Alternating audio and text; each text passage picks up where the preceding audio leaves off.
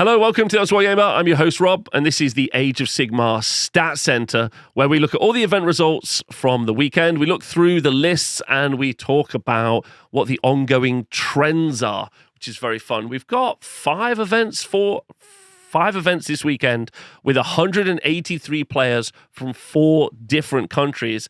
However, these are all singles events, and I think it's worth noting at the top of the show that there was a 300-person team event being held in Spain for Age of Sigmar this weekend, which is absolutely amazing, taking us up to 500 active players over the weekend. This doesn't obviously include one-day events. So Age of Sigmar is in a really healthy, very positive place when it comes to tournaments, which is fun. I also want to shout out Warhammer Rob, who's like my counterpart, and he does all of the stats, which you can go find on the Honest Wargamer website. Go and click on Honest Wargamer, click on the AOS stats. You can get some updated information on both the stats, and also you can get updated information on player rankings as well from players all around the world, which is fun, and you should go check it out, which is cool. So yeah, some really interesting lists to go and look at. There's some really, really fun and interesting ones. If you've liked the video, please do like and subscribe. Thank you to everyone on the Honest Wargamer Patreon. It helps and supports the show. We have a really active Discord you can go and join, where we've got faction chats for each of the different factions, and then because obviously you got to pay to enter the Discord, there's not loads of like terrible takes. There's some actual good conversation, which is good. Anyway, right, let's go look at all the event results now, and let's go look at them. The first event we're going to look at today is the Sparkle Party Deathmatch 10, organized by the lovely Matt Beasley, being held in Seattle, Washington, at this VFW, Veteran of Foreign Wars building. I'm pretty certain this is where it's being held, which is cool. Had 48 players playing at this event, and we had 2 5-0s, Mason Knox with his Flesh Eater Courts and Alexander Gonzalez with his Blades of Corn. Now, don't forget, Flesh Eater Courts did really well last week. They're going to do really well this week, and I think they're going to continue to do well until people to learn how to play against them, or until it turns out that they're a little bit too strong. One of those two. We're not really sure. But they have probably the worst thing that Age of Sigmar 3 has given us in spades, which is recursion. And they have loads of it. So let's talk about what we got in the list. So Mason, who's been doing really well recently, Mason's been smashing it out of the park at multiple events. I don't know his exact record, but he's been doing really, really well recently, so well done to Mason. He has got a Morgan army, and that Morgan army, don't forget, if you've got any heroes that are contesting objectives, you'll get a deed point for each hero holding an objective. He's got 6 heroes, therefore he can get 6 deed points per turn. Okay, he's got Marascroll Herald, Borant Cardinal, Gore Warden, 2 Art Regents, a Decapitator, said that right, and then we had Morbeg Knights, 2 units of 3, and then we have a unit of 30 Crypt Guard, 30, and then 2 units of 20 Royal Beast Flayers in the list as well, and probably the most important part of the list is the Chalice of Ushran. Let's just talk about the Chalice for a moment. Again, go back and watch the Flesh Eater Courts review. I think I did a good deep dive where you'll be able to take in loads of information. But the Chalice, importantly, 12-inch bubble, I think it's wholly within. Any models are slain while within range of that. At the end of the turn, you're going to be able to roll that many dice, and on a 4-up, you're going to be able to return a model to a unit or a friendly Flesh Eater Courts unit within range. What does this mean? Okay, well, the unit of 30 Crypt Guard, we've got a 5-up armor save, 5-up ward save. If you go into them and you kill 29 of those guys, and they don't kill any of your models back, let's just say, then that unit, then what you're going to do, and you inspire and presence them, obviously, then you're going to roll 29 dice, any 4-ups, you're going to be able to return that many models back to that unit that turn. If you're lucky enough to wipe out the whole unit, they're just going to be able to bring the whole unit of 30 back as a unit of 15, and then be able to heal them back up to a unit of 30 in the future, which is pretty good. Just going to say that. Pretty good. The Beast Flayers are interesting as well, like I talked about last week, because they've got 2 Ghoul-Rillas per 10. So in a unit of 20, you're going to have 4, and each one of those is going to have 2 wounds apiece. So that's 8 wounds spread across 4 models. And in addition, the champion has got 3 wounds. So if you're using the Chalice, you're going to probably bring back the 1 wound models back to the units. However, if you're using deed points, you're probably bringing back the Ghoul-Rillas who are 2 wounds, or you bring back the champion who is 3 wounds. So you've got a lot of ablative wounds in the Beast Flayers as well, which is also going to be really good. So even if you wipe out these models, you're bringing back the whole units back, and if you don't wipe out the models, then they're healing really well as well. And lastly, in addition, obviously, Crypt Guard are turning off your ability to do command abilities in range. command abilities in range. Royal Beast Flayers are making it so that you aren't being able to do monstrous actions in range, so they're shutting your army down and its ability to affect as well. So it's very, very strong, which is good. So that is our Flesh Eater Courts list. And then Alexander Gonzalez, with his Blades of Khorne, is running Reapers of Vengeance, Bloodmaster, Herald of Khorne on Blood Throne, a Skull Taker, Blood Secrete, and he's got a Bloodthirster and Fetid Fury. And the important part about this Bloodthirster of Unfettered Fury is it's the one we see all the time. Slaughter Priest, but he's not bodied up with Scarbrand. That's the important part. Instead, he's got Bloodletters instead. 30 Bloodletters, Fleshhounds, Blood Warriors, Furies, Wrathmongers. And then he's got Bleeding Icon and Hex Gorgeous Skulls. At this point, I don't think there's tons I need to say about Khorne. If you've been watching competitive Age of Sigmar coverage and analysis, you should know. It's got so much to do with Murderlust and also combat output in this list, as well as prayers and other things. But they're faster than you think. They do more damage than you think. They're in places you aren't expecting, and they're shutting your units down because they can just make it so your key pieces aren't able to move in combat, which is pretty huge. Right, let's take a look at the 4-1, shall we? We've got some pretty cool people and some pretty cool lists. We've got Michael Tunez running OCR Bone Reapers, and I know you're going to be like, oh my god, OCR Ball Reapers. Well, no. This is Mortis Praetorians, and he only lost the final game, which means he was playing through. The important part about this, Mortis Praetorians, charging your opponent's turn, has got Mortis and Ossifector, Mortis and Bone Shaper, and Arcan the Black, who's got great spell support, a unit of Kavalos Death Riders, a unit of Morghast Archive, a unit of 2, and a unit of 3 Immortis Guard. I know you're asking yourself, Rob, where are the rest of the points? The rest of the points have been spent on Manfred's Regiment of Renown. Go back and watch it.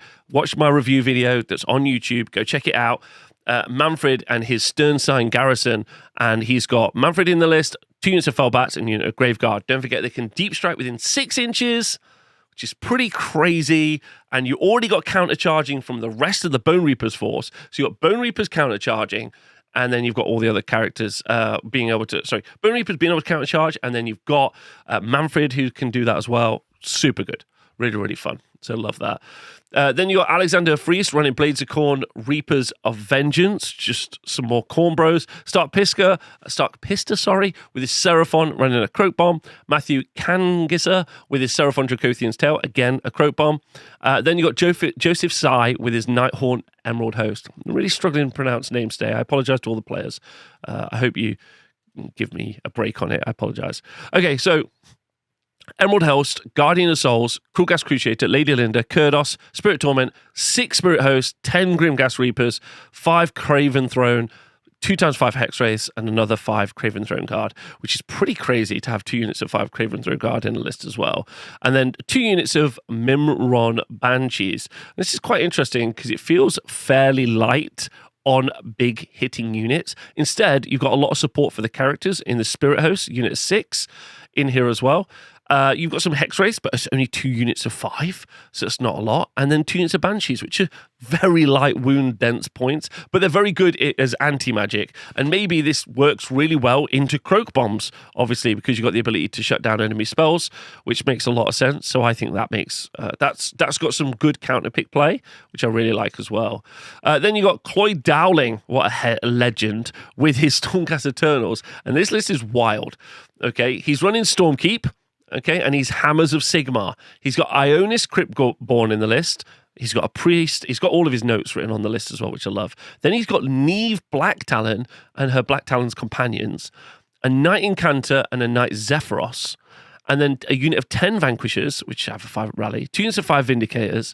Then he's got for Endless Spells, Ravanax Session Jaws, Emerald Life Swarm in 2024. And then he's running the Dias Arcanum, right, which lets you run a wizard around on top of it. Then he's got Gotrek. So Neve's Black Talons, Gotrek, a wizard on an Arcanum, and then an Emerald Life Swarm. Absolutely wild stuff, in my opinion. Absolutely wild, so I love that. That's super cool.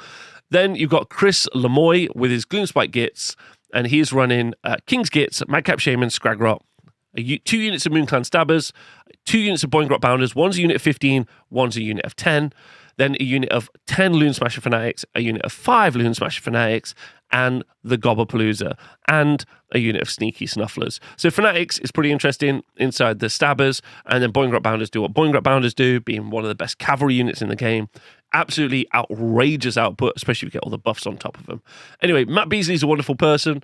If you're able to go to a Matt Beasley event or, go around those areas and play some games, and you should, and shout out to everyone at the Sparkle Party Deathmatch. Our next event is in Sweden. In Sweden, of all places, and this is the Golden Potato Cup 2. Now, it's pretty exciting information. The tournament organizer had his partner make over 50 jacket potatoes for all of the attendees. So if you attended this event, you got a free jacket potato. It's pretty exciting. I love that. I think that's great. Also, there was some absolute babes at this event as well. It's being held at the absolutely beautiful Montescolalen Globen in Klogvagen in Sweden. Absolutely smashed that. And in first place, the only 5-0 was Jonas Redeemer with his Oceart Bone Reapers. He had Arcan the Black, a Liege Cavalos, a Mortison Ossifector, 30 Mortek Guard. Big brick in there as well. Then Spudicus. Thank you to people in the chat who are donating money currently to buy a potato machine. Then he had 30 Mortek Guard, a unit of 5 Cavalos Death Riders, and then 2 Morghast Archai and 3 Immortus Guard, and a Gothazar Harvester. He also brought along the 8th Void Pendulum and the Bone Tie Shrieker. What I like about this list is it's not just a single unit repeated. Instead, it's got a lot of different options. Got the Mortek Guard, big brick with the Harvester to help with all the recursion. You don't see Catacross in the list, and you get so much more in the list because of it. You get Arcan in the list, who's going to be able to bring all that magical spell dominance into the list. He's got the Ossifector with the Cartouche, +1 to a wound. He's got Liege Cavalos, Aura of Sterility to stop deep strikes, which is great as well. The Death Riders, obviously that's just for a battle tactic. The Archive for turn off command abilities, the Immortus Guard for bodyguarding the characters. Finally, the Harvester as well. Just a great list. Really interesting, really fun. At what seems like an absolutely hot event. Shout out to Jonas. Well done for going 5-0. Okay, let's take a look through the 4-1s. We had Theo Papa Christodoula, first time, with his Seraphon Draco's Tail, and it's just Croak and some other stuff, which is still super exciting in this list. But Spicy, he did have the Skink Oracle on Troglodon, which last week I didn't point out when someone ran a Croak Bomb, and I think I should shout out a Troglodon still. I love that. That's really fun as well. However, Robert Tholin, he also went 4-1 with his Caradron Overlords. He was running 2 lots of 10 Thunderers in 2 frigates in his list as well, which is cool. Paul van der Weyden with Nighthaunt. That's 2 Nighthaunt 4-1s, if you're keeping track so far. Guardian of Souls, Reignor the Grimhaler, Krulgas Cruciator, 2 Spirit Torments, 2 units of 5 Hexwraiths, a unit of 30 Bladegeist Revenants, unit of 20 Bladegeist Revenants, and 3 units of 10 Bladegeist and some Banshees as well. That 2-inch reach has really pumped up how much people are running Bladegeist Revenants. These are super popular now, and they have really started to appear from the dead because they're ghosts. Anyway, Constantine Kellis is running a really interesting Nurgle list. I'd say this is one of the most interesting lists at the event if it wasn't for what we're about to see. And he's running Magakin of Nurgle, Drowned Men, Orgots Demon Spew, Lords of Affliction, and then a Slaves to Darkness Demon Prince. So no Glotkin in this list. And on the Slaves to Darkness Demon Prince, if you go and look at them, you can give them a Mark of Chaos, and they also get a heroic action. And that heroic action is tied to the mark, but it's on their war scroll versus being inside of a Slaves to Darkness kind of allegiance set, which means if you use the Slaves to Darkness in this, they are able to use that heroic action. That heroic action is turning off ward saves within 3 inches of the model, which is super, super good. Okay, then 5 Blight Kings, 10 Plague Bearers, 4 Puskil Blight Lords and 2 Puskil Blight Lords, and then a single Puskil Blight Lord as well, and then a Plague Claw Catapult in this list. So turning off ward saves, tons of attacks from the Blight Lords as well, which is really good. He's got split Horn Helm and Overpowering Sense, so he's turned off command abilities from the Lord of Afflictions as well. Not forgetting he can also put him into Deep Strike. Just really interesting stuff. And then you've got some long-range threat from the Plague Claw. Really like this list. Really, really good. It's not a surprise to me. Konstantinos has always been a really thoughtful and interesting player and has always put really good lists out there. Thomas Fagerholm is running Gloomspike Gitz, Jaws of Orc, Grincrack, Squig Boss, ×2, Madcap Shaman, and the 2 big bricks of 36 Squig Herd, which is really fun. And then 2 lots of 20 Moonclan Stabbers, and then the Gobblepalooza, and then a Marshcrawler Sloggoth for +1 to hit, which is nice. Phil Sprignall, maybe the most interesting list this week, maybe this month. Also, he won the best overall at the event. He was running Fire Slayers, and he was using the new subfaction Lofnir's Droth Keepers. Okay. Phil, and also big shout out to Phil as well. Phil won best overall at an 80-person event last month, and now won best overall at this event as well. Best overall is a combination of sports, paint, and also being just a great player on the tabletop. So to win that back-to-back events, what a good guy. What a good guy. Anyway, he's running a Runesmiter, a Battlesmith, an Auric Runefather on Magmadroth, and 2 Flamekeepers. Normally, when you see 2 Flamekeepers, you know that they're going to take a lot of bodies in the list, because as models die, you're going to be able to take all the buffs that you get from being able to tick up the number that you put on the Flamekeepers when models die.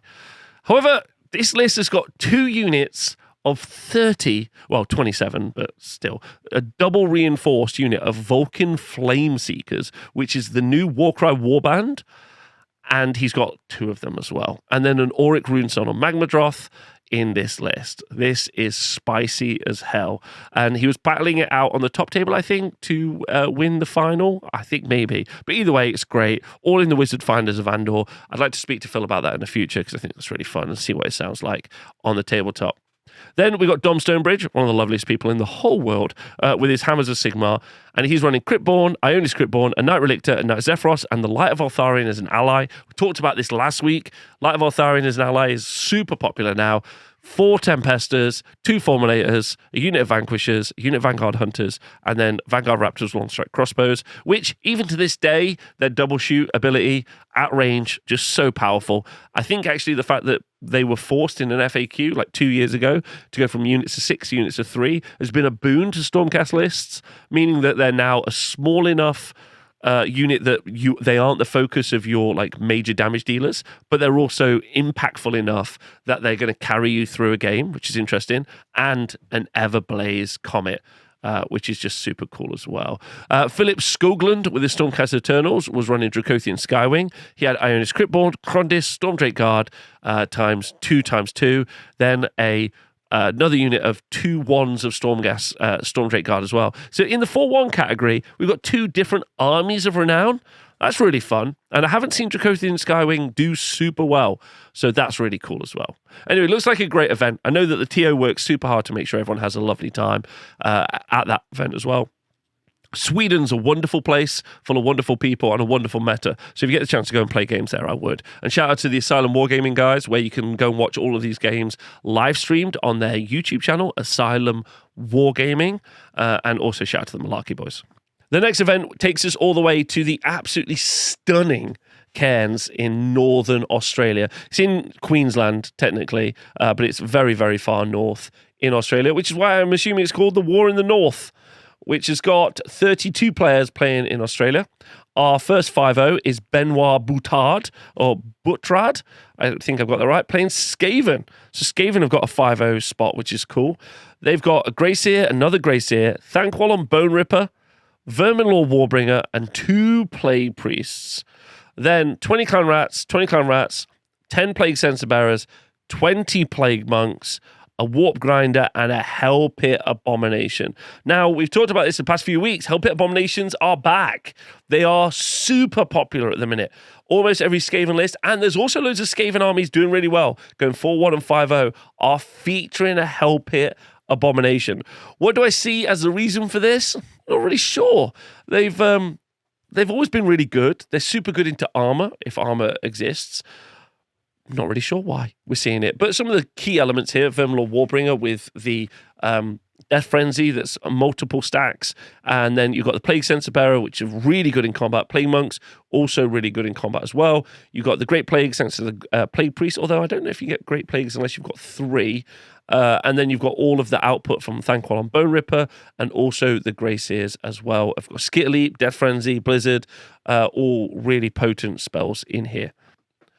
Our next, our fall one, has got Ty Gordon with his Heed Knights to Sinesh, which is Very, very cool. He's got Glutos or Scullion, which is great. This is all in Pretender's subfaction. Contorted Epitome with Strength of Godhood, Crown Dark Secrets, as always. The Mask, Blitzbarb Archers, and another Blitzbarb Archers. Unit of 20 and 2 units of 10. Then Slickblade Seekers and Blitzbarb Seekers as well. And Suffocating Gravetide. So I would say that one of the things that's interesting about this is obviously the survivability of Glutos is good. It puts something in the way.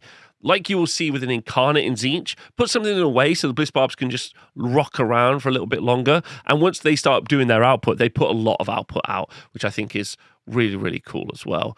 Zach Sindelar with his OCR Bone Reapers has got an Ossifector, a Soul Reaper, and Catacross. Then 6 Stalkers, 6 Guard, 5 Death Riders. And what's fun is he's got a Gothazar Harvester, but he doesn't have any Mortek Guard to back him up. As has been pointed out by the chat by Dadbod, he's obviously a great little monster. 160 points for a little monster in there. We love that. That's great. That's super cool as well. So that's our event, War in the North. Looks like a fun time up in Queensland. Australian scene is also an excellent time if you can go and play some games there. So if you can, go do it and have a good time. Our next event is over in Canada at X-Planet Games, being organised by Lionel Miranda. Shout out to Lionel. Absolutely 11 out of 10 person. Also ran an Old World event last week because he's a boss man. So shout out to him. Anyway, X-Planet Games here. Good thing about X-Planet Games, I want to shout out X-Planet Games. It's in Ontario, Mississauga, Ontario. It's right next to, not a Jollibee's, unfortunately, but it's right next to a Quiznos and also a shawarma location and an egg spot if you want some good food. So there's like 3 amazing food venues right next to it. So shout out to X-Planet Games. Okay, who did well at the event? Great question. Thanks for asking. So we had no 5-0s, but we did have some 4-1s. Our first 4-1 is Jordan Duncan. Jordan runs a YouTube channel called Seasons of War where they make really excellent, high-end, quality battle reports. If you'd like to go and watch one, they're really good. They're really, really nice. He puts loads of effort in. If you want to go check it out, go check out Seasons of War for some really fun events. For some battle reports. And he's been running Sylvaneth Heartwood. In his list, he's got Spirit of Durthu, Drycha Hammerdreth, Belthanos, Warsong Rev, and then 2 lots of 10 Dryads, some Tree Revenants, and also 2 units of 10 Namati Reavers in his list as well. So he's got some nice shooting, some Dryads as well, which is very, very uncommon.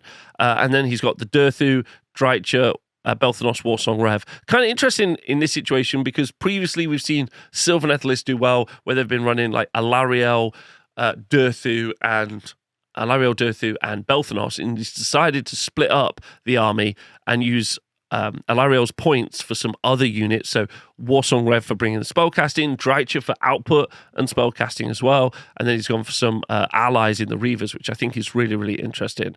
So that's really fun.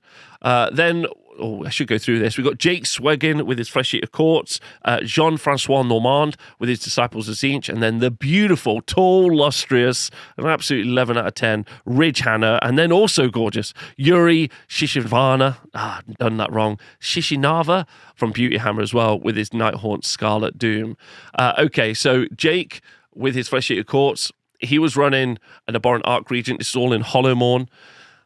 2 Marrow Scroll Heralds, an Abhorrent Arc Regent, and then he's got 2 units of 3 Crypt Horrors, 2 units of 20 Royal Beast Flayers, and then 2 units of Crypt Flayers. 1 unit of 6 Crypt Flayers, 1 unit of Morbeg Knights, and then the Chalice. And like we talked about with Mason's list earlier, obviously there's so much healing in here. He's got a big punchy block in the Crypt Flayers as well, and also that unit of 2-3 Morbeg Knights that we saw from Mason's list combined into a unit of 6. This is quite nice as well when you end up healing the units because you're doing a lot of wound tanking in Flesh Eater Courts, as in the units are taking a lot of damage but there's too many wounds to kill, and then they start bringing those wounds back versus like armor tanking you see with save stacking and stuff, which is cool. Our Tzeentch list was Guild of Summoners with the Curseling, a Changecaster, Be'lakor, Magister on Disc, and a Zangor Shaman. Then 2 lots of 10 Carricks and the 10 Horrors of Tzeentch, and then Maelstrom, Umbral Spell Portal, and the Tome of Eyes. And then the big hit unit is a unit of 6 Zangor Enlightened on Disc of Tzeentch. This isn't a list that's overly changed too much, or this feels like a list more from like 2022, but it's great seeing it again. Guild of Summoners is like the almost de facto sub-faction that you're going to play in Tzeentch now, because obviously your ability to summon Lords of Change, which is fun. Nice front line in the Pink Horrors. And instead of, it's always a swing vote on what you're going to change up in here. You're going to have an Incarnate, or you're going to have the 6 Enlightened or Disc of Tzeentch in here, which is fun. Our Skaven list, being run by Ridge, is Spellcasting Skaven, no sub-faction. Greyseer and Screaming Bell, Lord Screech Vermin King, which is very interesting. Master Molder, 2 lots of 20 Clan Rats, 2 lots of 4 Rat Ogres, and then 2 units of 5 Plague Censer Bearers, and a Hell Pit Abomination. Look, it's back. Now, I did talk about this. Rat Ogres got cheaper the other week. Rat Ogres have got cheaper. Master Molders for bringing them back, which is very interesting. Lord Screech Vermin King, honestly don't know what that's doing in there, but I think that's very spicy. This is a really, really interesting list. I'm sure Ridge has got loads he's going to say about it, especially because Ridge does lots of shows on the Season of War as well, so go check that out. And then finally, Ignite Haunt, Scarlet Doom, Spirit Torment, Krulgas Cruciator, Guardian of Souls, and then a ton of Bladegeist Revenants again. Definitely feels like Bladegeist Revenants are the unit to take in Night Haunt at this stage.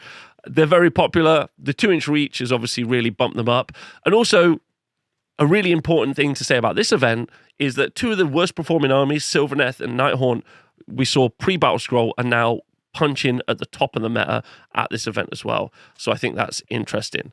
Really cool list. Great venue.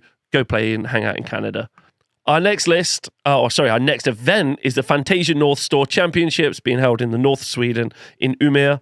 And the event was won by Ronja, I love Ronja, she's great, with a 4-1. And then we've got Alex Herbeck, Ludwig Advin, and Benjamin Heuven, all on the 4-1s. Ronja's list was using Manfred's ROR, so their Regiment of Renown, in a Night Haunt list, Guardian of Souls, Krulgas Cruciator, and Manfred. Then 2 lots of 20 Bladegeist Revenants, a unit of 10, and then a unit of Banshees. So she's bringing in that ROR into what other people have been running in the new Night Haunt meta, which is a bunch of Bladegeist Revenants. So I think that's super, super interesting, to be honest. Then Alex Herbeck was running Stormcast Eternals. He was running a Stormkeep in Hallowed Knights. He has Ionis, Guard of Steel Soul, a Drake Sworn Templar, and Krondis. Don't forget that Gardis is giving up that 5 ward save. And then 2 units of 5 Liberators, a unit of Vanquishers, some Aether Wings, and some Vanguard Hunters with the Everblaze Comet in the list as well. That is super interesting. Ludwig was running his Slaves to Darkness, and this is quite an interesting list as well because it doesn't seem to have a natural big hammer unit like Chosen. He's running Kabbalists. He's got a Chaos Sorcerer Lord ×2. He's got 2 lots of 10 Chaos Warriors. 3 lots of 10 Chaos Warriors, all with the Mark and Nurgle. 2 Chaos Chariots, and then a unit of 10 Chaos Knights with the banner, the eroding icon, and also the Mark and Nurgle, and then 1 unit of 3 Ogroid Theridins, again with the Mark of Nurgle as well. So he's trying to make a very defensive, very tanky army in this list. That's a lot of Chaos Warriors. 3 units of 10. Great for holding objectives. Don't forget, with the Demon Prince, with the Mark of Nurgle, you're going to be able to turn off those ward saves as well.